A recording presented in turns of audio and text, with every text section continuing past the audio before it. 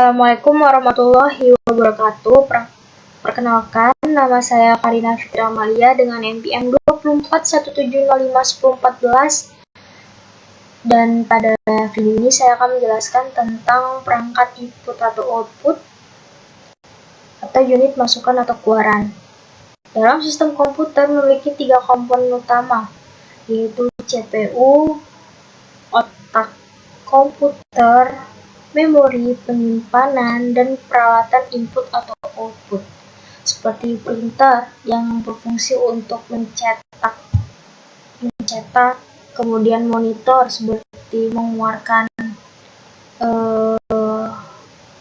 layar di laptop atau PC, keyboard untuk menginputkan karakter, dan mouse untuk mengarahkan kursor, kemudian untuk modem sebagai alat untuk menyimpan data dan bisa juga untuk mentransfer data.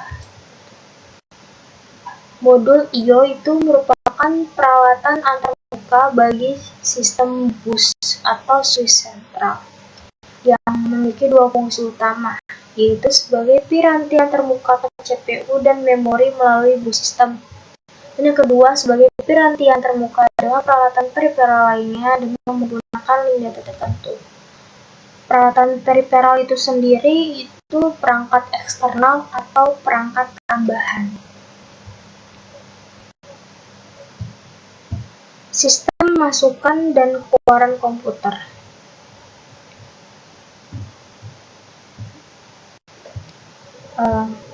CPU itu berkomunikasi melalui alamat address dan sinyal kontrol ke modul I/O. Modul menerjemahkan perintah ke CPU dan menyinkronkan kecepatan dengan periferal. Kemudian terjadi transfer data yang dimana data dari periferal ke data lines lalu ke CPU, dan data dari CPU ke data lines baru nanti ke periferal.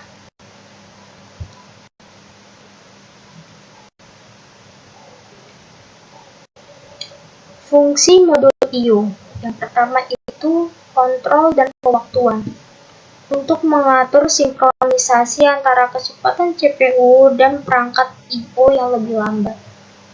Yang kedua, komunikasi CPU sebagai media transfer data antar CPU dan modul I/O.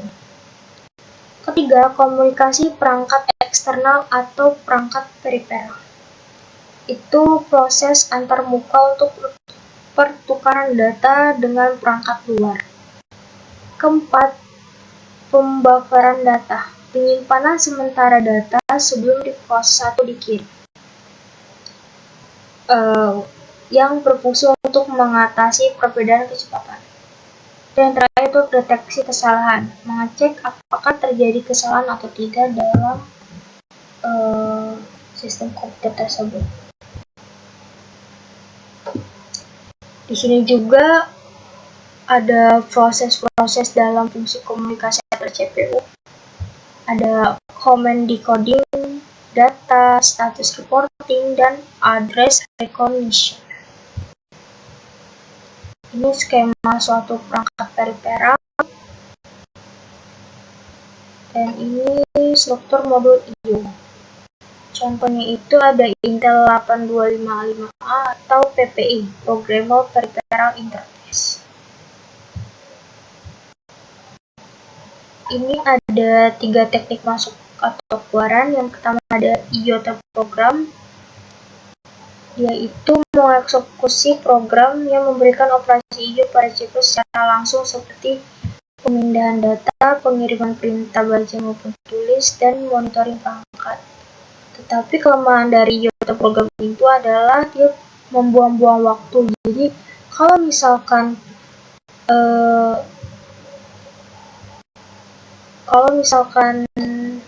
CPU lebih cepat proses operasinya, dia harus menunggu dulu seperti itu dan tidak dapat melakukan interupsi kepada proses-proses lainnya. Ini ada 4 klasifikasi perintah I/O. Ada control, test, read, dan write. Kemudian ada interrupt driver IO. Ini prosesnya kebalikan dari IO terprogram, dia tidak membuang-buang waktu. Jadi ketika proses CPU melakukan perintah IO pada modul IO bersamaan dengan perintah IO dijalankan modul IO, maka CPU akan melakukan eksekusi perintah-perintah lainnya. Jadi dia tidak perlu menunggu, jadi langsung ke proses-proses lainnya, sehingga dia tidak membuang-buang waktu. Dan jika sudah selesai, maka akan dilakukannya interupsi pada CPU.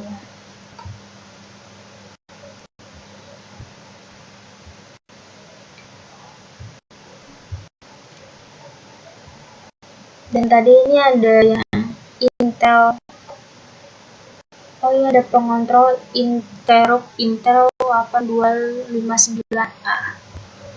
Fungsinya itu Intel mengeluarkan chip 829A yang dikonfigurasikan sebagai interrupt arbiter pada microprosesor Intel 806.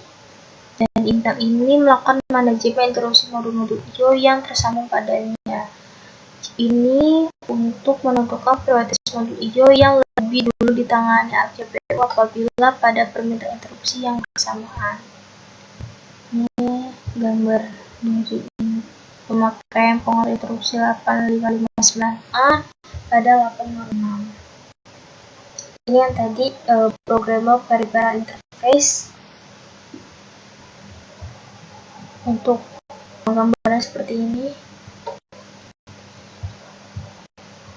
Kemudian ada direct memory access, dia lebih canggih dari yang sebelum-sebelumnya. Hal ini berimplikasi pada kelajuan transfer IO yang tergantung pada kecepatan operasi CPU. Kerja CPU tergantung pada adanya interupsi secara langsung. Prinsip dari direct memory access itu, CPU akan mendelegasikan kerja IO pada direct memory access, kemudian CPU hanya akan terlibat pada awal proses untuk memberikan instruksi dan di akhir saja. Nah, ini yang tadi saya maksud perangkat eksternal itu perangkat peripheral. Intinya dia itu perangkat tambahan yang membantu membantu sistem komputer, tetapi dia tidak